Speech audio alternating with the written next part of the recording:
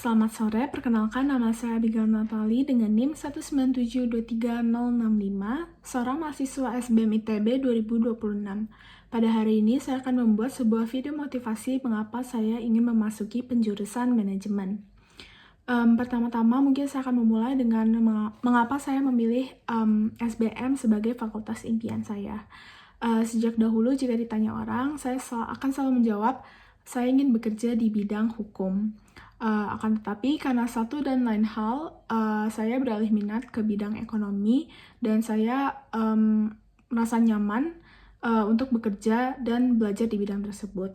Kemudian setelah berbagai pertimbangan di kelas 12, akhir masa SMA, saya memutuskan untuk berkuliah di bidang manajemen. Mulai dari mata kuliahnya, program studinya, dan prospek kerja dan hal lain sebagainya, saya merasa sangat cocok. Hal kedua yang saya pertimbangkan adalah di mana saya akan berkuliah.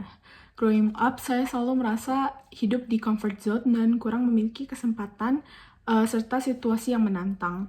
Oleh karena itu, saya memilih untuk merantau dan ITB adalah salah satu PTN yang saya impikan. Hal lain yang membuat saya ingin berkuliah di manajemen adalah karena adanya dukungan dari abang saya. Abang saya dulu berkuliah di Fakultas Teknik Industri Universitas Indonesia dan saat ini telah bekerja di salah satu perusahaan Big Four yaitu Ernst & Young atau EY. Melihat pekerjaan yang ia lakukan membuat saya lebih termotivasi untuk bekerja di bidang konsultan dan saya rasa dengan menjadi mahasiswa yang berkuliah di penjurusan manajemen akan membantu saya dan mendorong saya untuk menggapai hal tersebut. Terakhir, dari pandangan saya merasa saya bukanlah orang yang risk taker atau berani mengambil resiko. Saya cenderung orang yang harus mempertimbangkan berbagai hal terlebih dahulu sebelum mengambil sebuah keputusan, dan terkadang saya juga harus berbicara sesuai dengan data. Dilihat dari hal tersebut, saya juga dapat menyimpulkan bahwa saya kurang cocok untuk menjadi seorang mahasiswa yang bekerja di kewirausahaan. Dari motivasi-motivasi tersebut, jika saya masuk ke dalam prodi manajemen, saya berharap saya dapat bertumbuh dan berkembang seiring waktu menjadi versi diri saya yang lebih baik. Saya juga berharap saya dapat mendapatkan ilmu sebanyak-banyaknya dan berusaha mengimplementasikan hal tersebut di luar akademik, baik di bidang pekerjaan nanti maupun di organisasi. Dengan memasuki program studi manajemen ini, saya juga berharap untuk mendapatkan banyaknya pengalaman seperti lomba, seminar, dan lain sebagainya. Dari motivasi tersebut, jika saya masuk ke dalam program studi manajemen, saya berharap saya dapat bertumbuh dan berkembang seiring waktu menjadi versi terbaik dari diri saya. Saya juga berharap saya dapat belajar dan mendapatkan ilmu sebanyak-banyaknya, serta berusaha untuk mengimplementasikan hal tersebut baik di bidang akademik maupun luar akademik seperti bidang pekerjaan nanti maupun di organisasi.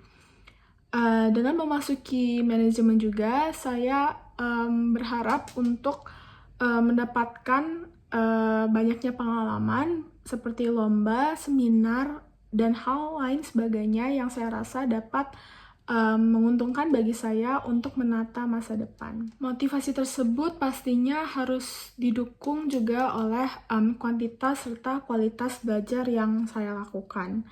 Akan tetapi, berdasarkan pengalaman saya satu semester kemarin, saya juga merasakan berbagai hambatan dalam belajar. Contohnya, yang pertama adalah ketika berbagai mata kuliah memberikan tugas ataupun project yang deadline-nya cukup sempit. Kedua, karena di SBM cenderung lebih sering untuk bekerja secara berkelompok, saya juga merasa sedikit keberatan, terlebih ketika saya memiliki anggota kelompok yang terkadang sulit dihubungi dan sulit untuk diminta bekerja. Hambatan ketiga yaitu sulitnya bagi saya untuk membagi waktu untuk mengerjakan tugas yang diberikan secara bersamaan. Oleh karena itu, saya menghadapi hambatan-hambatan tersebut dengan berbagai metode seperti membuat skala prioritas yang biasanya saya buat di sticky notes dan pajang di depan meja belajar dengan isi list tugas untuk mengerjakan dari yang bebannya lebih berat serta deadline-nya lebih cepat. Kemudian metode kedua yang saya lakukan adalah mencoba reach out anggota secara langsung ketika kelas agar dapat berbicara face to face. Menurut saya tindakan tersebut lebih efektif karena mereka tidak dapat menghindar serta akan lebih mudah untuk membicarakan kepada mereka kendala apa yang mereka rasakan ketika mengerjakan tugas tersebut. Cukup sekian video motivasi dari saya. Terima kasih telah mendengarkan.